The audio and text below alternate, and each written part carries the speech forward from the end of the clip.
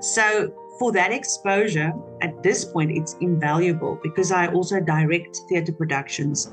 And for me to have this wealth of productions that I've seen, I think it goes into your subconscious, and then you have a whole library of experiences, knowing how the lights influence a show, the sound, how theatre productions flow, the tension, creating suspense, all those things. Good morning, Anna. It's so lovely to meet you here on Zoom. Good morning, Petra. I'm absolutely honored. Thank you. And you are in South Africa at the moment. Yes. And we are in the middle of load shedding. Oh, really? Yeah, every day we've got about 6 to 8 hours of no power, but we've got lots of energy and chutzpah. So we go through that, yes. But now, I want to. I find your career very fascinating. You've done so much, and you've already now, you're a singer, you're a songwriter, you're also an actress, and I see you also now started painting. So you do everything. Yes. You know what happened? I studied art when I was a young lady at the Northwest University, but the art department closed. So halfway through my studies, I stopped and I went on with psychology. And then after my BA, I decided I wanted to be a musician. So the music world just wrapped me up and took me away. And then during the lockdown of the COVID pandemic, I had nothing to do because I had lost all income, all concerts, all tours. I was on the brink of going to the Car Festival with 3 productions. And then I just took up my pencils and my art supplies and I went to a farm in the Free State. And I literally had nothing else to do. I could only draw. And it was so wonderful after 20 years to go back to my roots and to do something that I really love. And I think then for the next 6 to 8 months, that was my income. So I had art exhibitions on Facebook, and I actually could pay some of my bills that way. So it was a wonderful emotionally because I kept busy, because I think I would have gone a little bit nuts if I had absolutely nothing to do and waited for the theaters to open again. And then, to have something that's creative to soothe my soul. Well, this is interesting that I've also spoken in during the lockdown with many artists, and many have done this, started painting or do other forms of art that they could express themselves. So did you feel that need also that you now could express yourself through the art? Yes, I was fortunate that a friend of mine sent me poetry. She had this wonderful idea to ask people all over the world, South African or anybody, to send her poetry of their experiences of being locked up. And then she chose 10 of those poems and she sent them to me and asked me to illustrate them.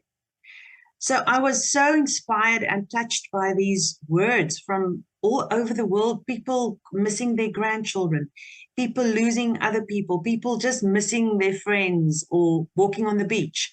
And I used that as my inspiration. Yeah, so it felt very much that I'm busy doing something that I know and feel familiar with. And at the end, it did turn out into a theatre production because she recorded all the poems put to music, and she added my artwork as a backdrop. So in a sense, yes, I was able to express, even though I didn't really express my feelings, it was my interpretation of other people's feelings, and that made me feel connected. Absolutely. So tell me about the music, your music career. Did you, as a child, have interest in music? Did you sing and play an instrument? I did have some piano lessons, but I really didn't think that I could sing. I didn't have solos in the choir or I stayed fit, gold winnings at the Eisteddfod. So only very late in my life, I think I was about 20, 21, I started to write poetry, and I thought to myself, well, if other people can put this to music, then I must maybe just try. And I just put a melody with a poem that I wrote. And then I started going to workshops, songwriting workshops, and a whole world opened for me. So I was lucky to be taught by several South African songwriters, people like Jannie de Tooy, Christa Steyn, Connie de Villiers, people that have already had careers and albums out and won awards. And then I started composing. And still, even then, I didn't think I could sing. I just sent my songs to lots of people and asked them to maybe consider my songs on their albums. And then one very famous South African singer, Larika Raag, phoned me, and I was thinking it was my friends. I was like, what? And she said, no, it's really Larika Raag speaking. And I just want to tell you that you can sing yourself. So just don't give your songs away. Sing it, darling. And that was the first time that I thought of seriously making a career. At that point, I was already, I think, 25 years old. And I've been writing songs for 3 or 4 years. And then I started to go and study music. So I started over with my whole life. I had a BA degree. I just put it away and went to music school. Amazing. And then, so this was then being a student at a later stage in your life.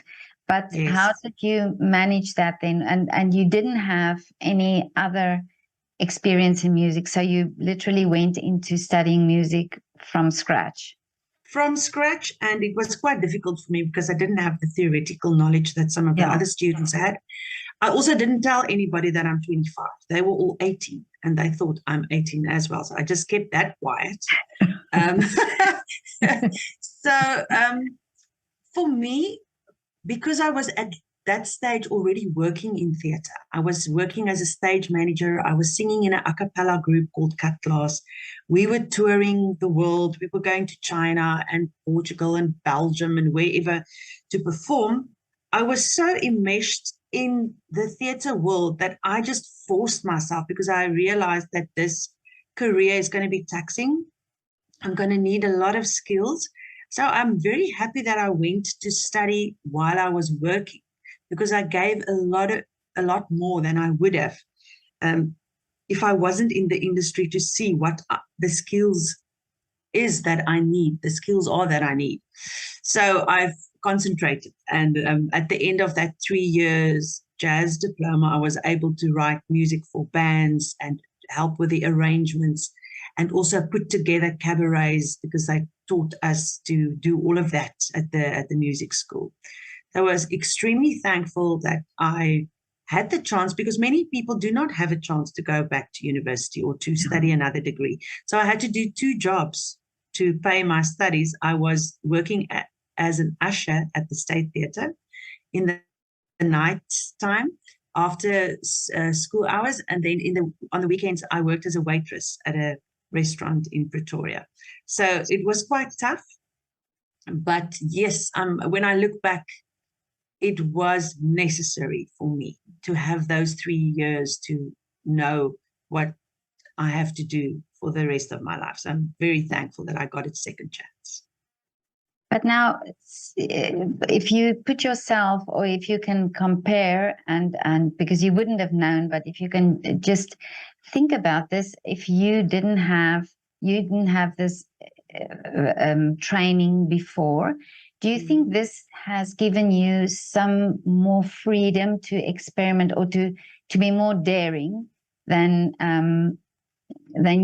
than somebody that has been training from a very young age, and the whole know all the rules and what you shouldn't do, and so on, so that you have more sort of the guts to try something new?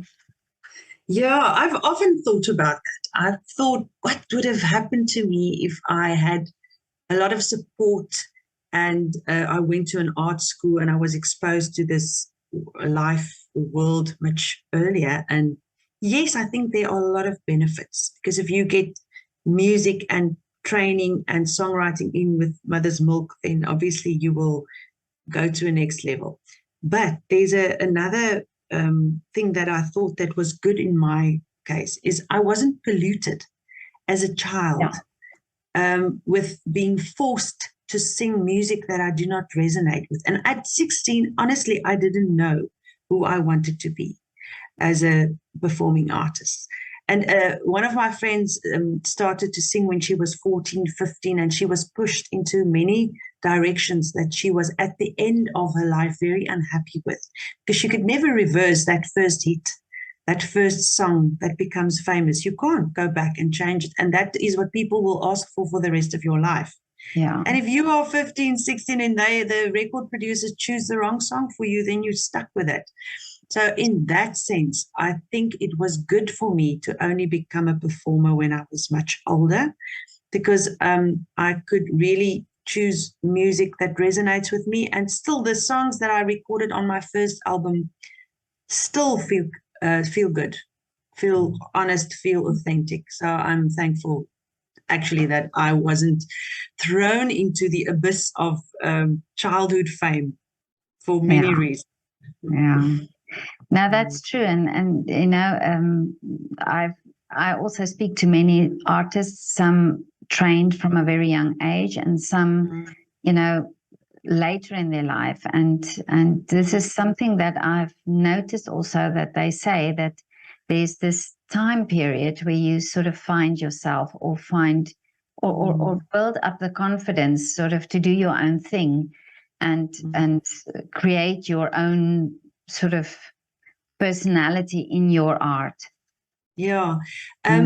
What I'm thankful for, and that I was exposed to as a child, was we went to theaters all the time. My father and mother was very fond of theater. So they dragged us kids to all the concerts that they could. My brothers were more resistant than I am. I was just thrilled to go to any concert, and I was sitting at the end of my chair like this. So for that exposure, at this point, it's invaluable, because I also direct theater productions. And for me to have this wealth of productions that I've seen, I think it goes into your subconscious, and then you have a whole library of experiences, knowing how the lights influence a show, the sound, how theater productions flow, the tension, creating suspense, all those things. I am thankful that I also read a lot of poetry as a child. I loved, especially my mother tongue, Afrikaans. I read a lot of very complicated novels at a young age. So my love for the written language or literature, I think, also grounded me, or gave me a good foundation from which to jump into theater. So I think that is important, you know. So even though I didn't prepare for a world in theater, I think at some level the universe gave me also a lot of tools that I didn't even know I was preparing myself for. But it's true what you're saying about theater, and I think that's the value of it. Even if you don't go into the arts or artistic career, but that the theater really stimulates so many aspects of us, you know, of our being, and so this is so important that children actually go to theater. Yeah, you know? Absolutely. I was performing at Herman van Veen's 70th birthday and 50th year in the industry in the Netherlands. And I went to see a children's production there, and it was so advanced. It was very abstract, and the music was interesting, and the characters were like so next level.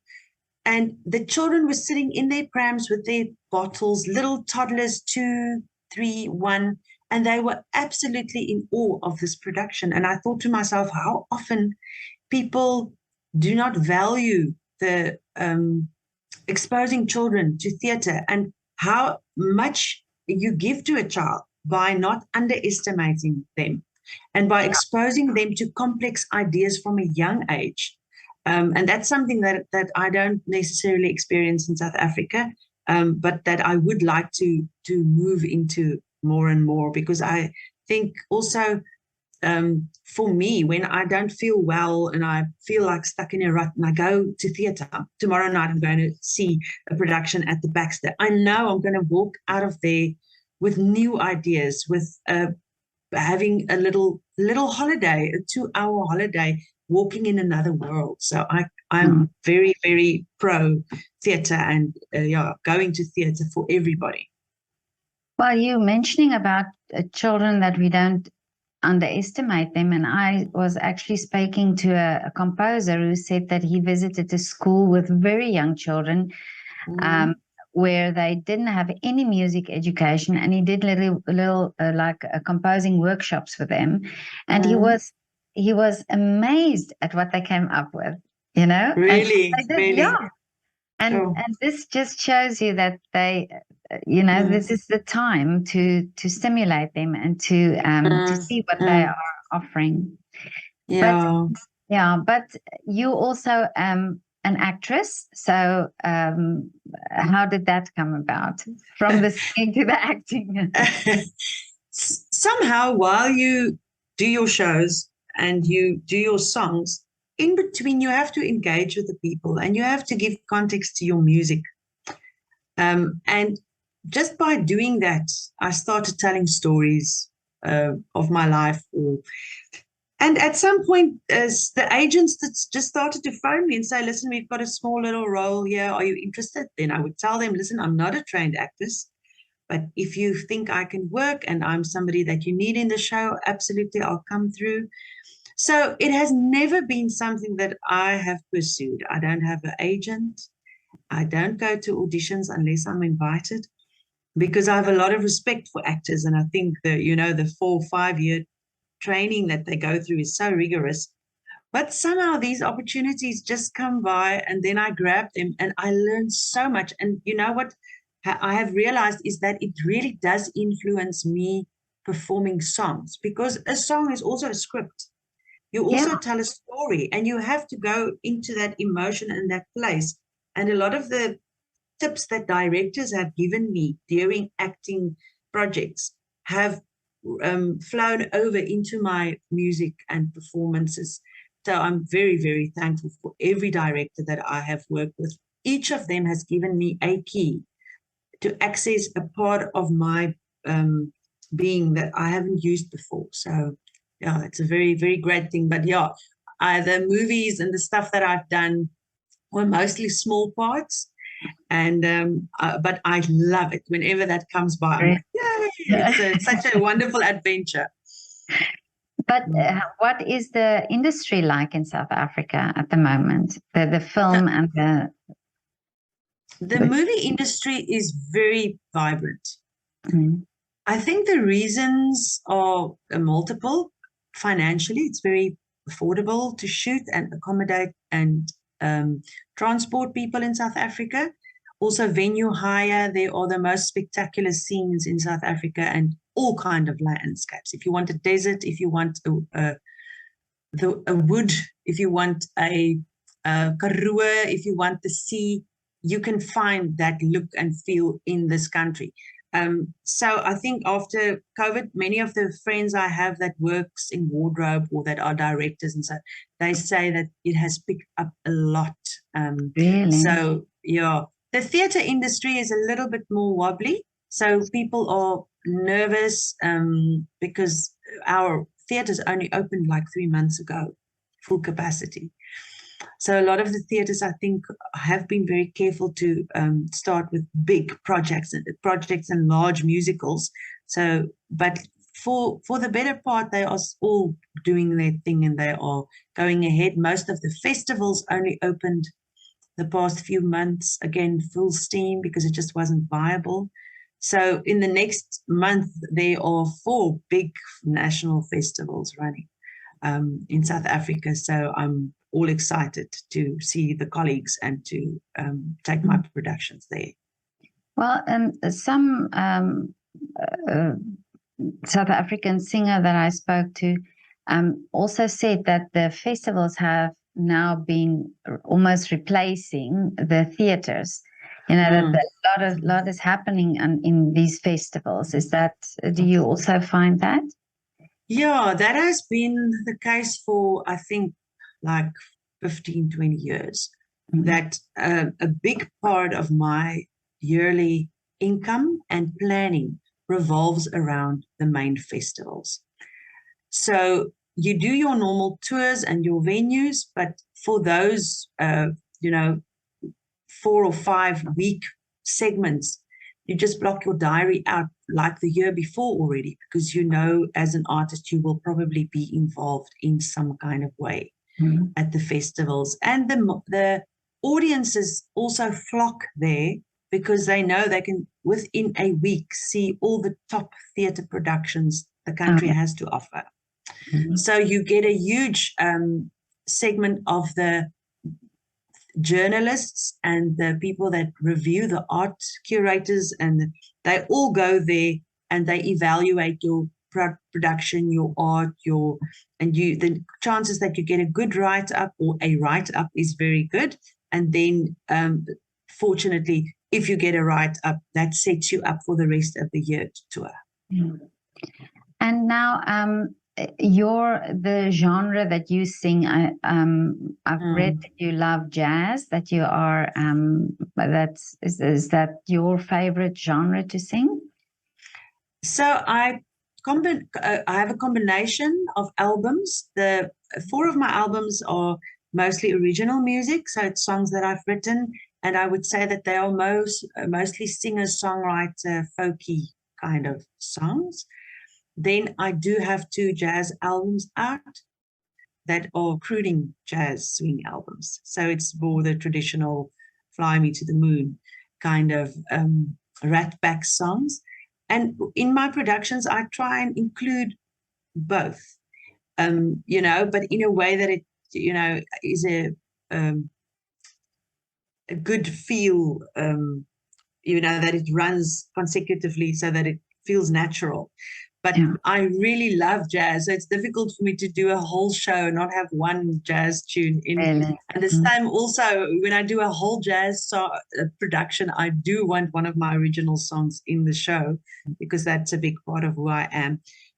But yeah, I perform mostly at smaller venues. Every now and then I would get a booking for a 2,000 or 3,000 seater stadium. I will go and sing 1 or 3 songs there. But my real passion and love is for smaller, intimate audiences, with a 3-piece band, like just piano and saxophone and guitar, or a cozy concert. Yeah.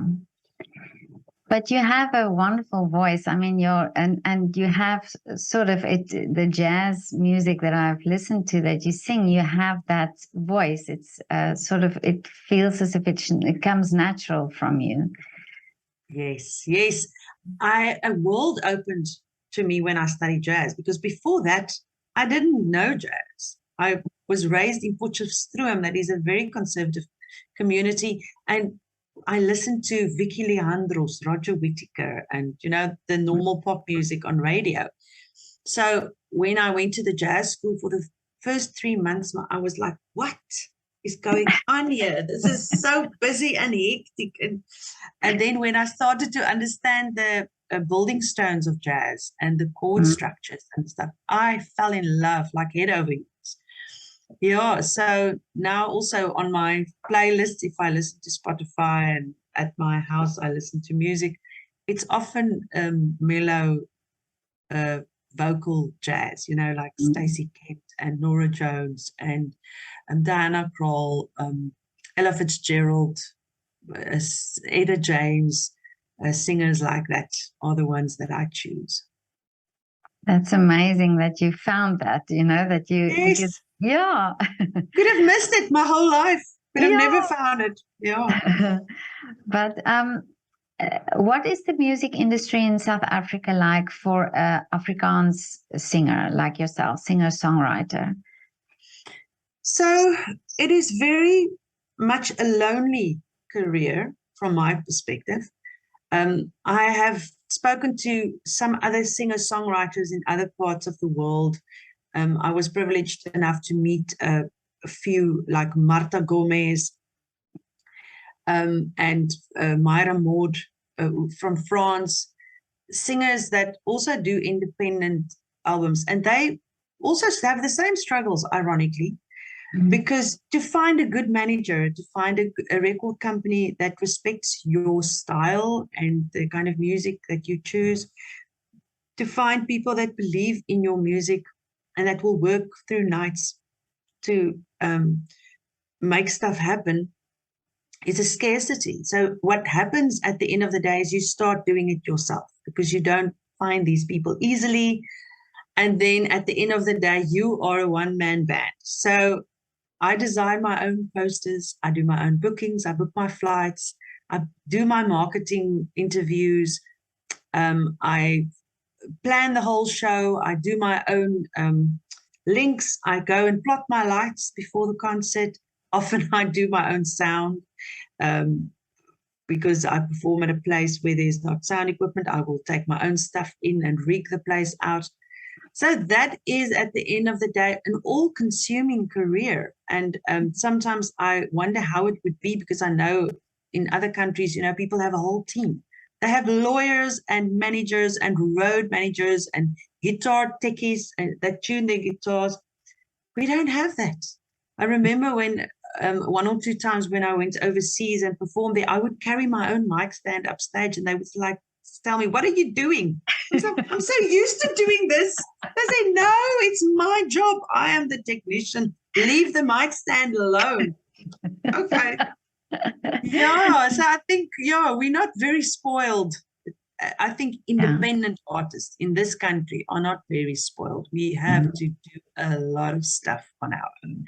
But I'm thankful because I learned all these skills and I have my own catalog. I own every song that I've ever written is my property. It's not owned by a record company. And there's not a lot of singers that can say that. But now about the language then as well. So you are confined to South African audiences, or is there an interest outside for Afrikaans music? I do write a lot of English songs. So most of my albums are 50-50 English Afrikaans. And then because of the jazz, I sing for many multicultural audiences, and then I just adapt my program. So then I will do only one or two Afrikaans songs and have and the majority of the songs be English. But I've often, you know, isiXhosa person will come to me after a concert that I maybe do for a corporate company like Momentum, and they would say, "Well, I liked your program, but the Afrikaans song, I had no idea what you were singing, but that was so nice." Really? That's the first Afrikaans song that I've ever listened to or liked. So that has happened to me. That's why I don't completely exclude it, because I love to listen to Portuguese music and to Latin American music. I don't understand what it says, but I can get the vibe. Yeah, so also when I perform for, I go overseas, I have found, especially like in the Netherlands, I can sing a whole show of only Afrikaans music and the people are with me. And they love listening to a different language. And I try and just give context before the time and say, this song is about this, and this is the emotion, and that's the backstory. And then they're all cool with it. Well, I spoke to Conroy Cupido. He's a professor there at Potchefstroom as a singing professor, and he did actually this. I don't know if it's research, not research, but it's a project that he did where he asked people to do a painting or a drawing on music that they hear but that they don't understand. So it's basically how the music is sung that he wanted to this artist then to sort of create something from what they hear, even though they don't understand. And actually all the paintings and the drawings were spot on. It was like, it was, even though they couldn't understand the words. So this is true what you're saying. People maybe not understand Afrikaans, but they understand what you are singing. You know, they understand the emotion behind what you are singing. Yeah, because it's important, especially when you work with poetry, that the music and the notes that you play and the pauses, that enhances the meaning of the words. So I understand what you're saying. It makes sense that they would get, but it's surprising. That means that the music really, really defines or illustrates the lyrics well. Yeah. Yeah, so next time when you sing Afrikaans, you know, people will get you. Yes. Yes. But you talked about now the business, you're doing everything, you have to organize everything. Is that something you also learned on the job? Like you had to learn to do the marketing and organizing your own concerts and so on? Or did you have a bit of a business background? No business background. I'm still flabbergasted most of the time with the financial and the contractual part of my career. But I just went ahead. Every time I do a new project, I just figure it out. And fortunately, I'm happy to learn new skills, you know.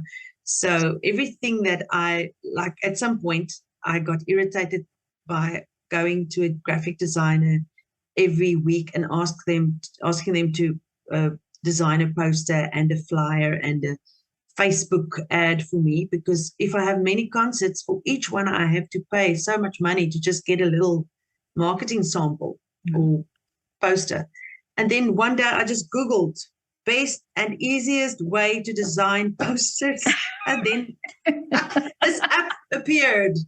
And then I was so frustrated, but I just like, I'm going to learn it now, because I cannot for the rest of my life every month pay 2,000 or 3,000 rand for this. I need to do this on my own. So yes, I don't think it's necessarily my gift, but I figure it out just because I have to. But at the end of the day, when you have a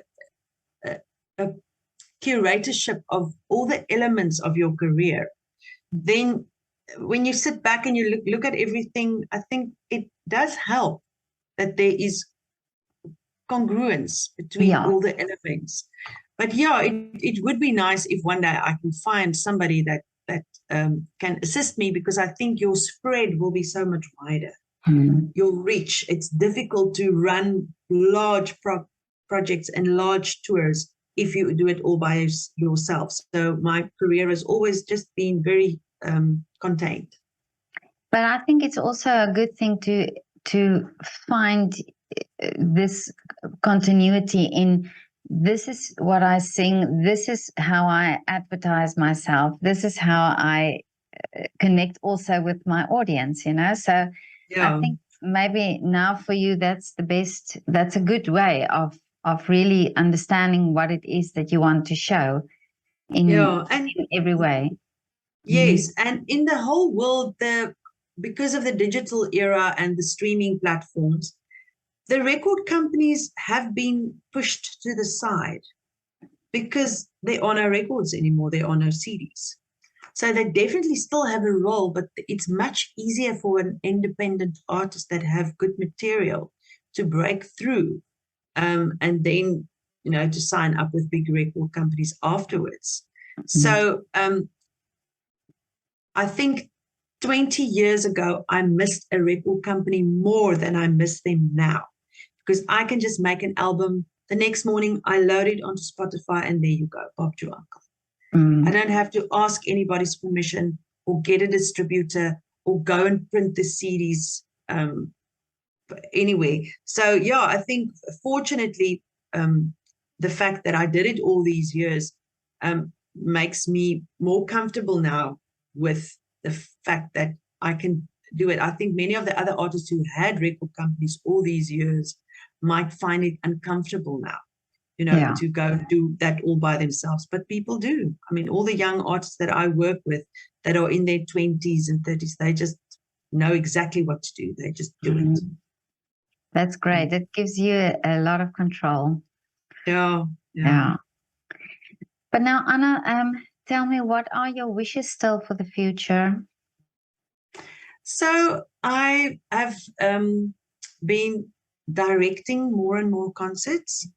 So next week I'm flying to Gauteng, where I will be working on a production. It's the Auntie Krog poetry collection that is being worked as a theatre production with also art. So we have chosen about 7 artists to come and perform and sing and read the poetry. And then we have also invited many visual artists to come and bring the art that they have drawn or painted of poems that inspired them in this. This is actually the mixed side van die liefde. Well, yeah, I don't think you can see.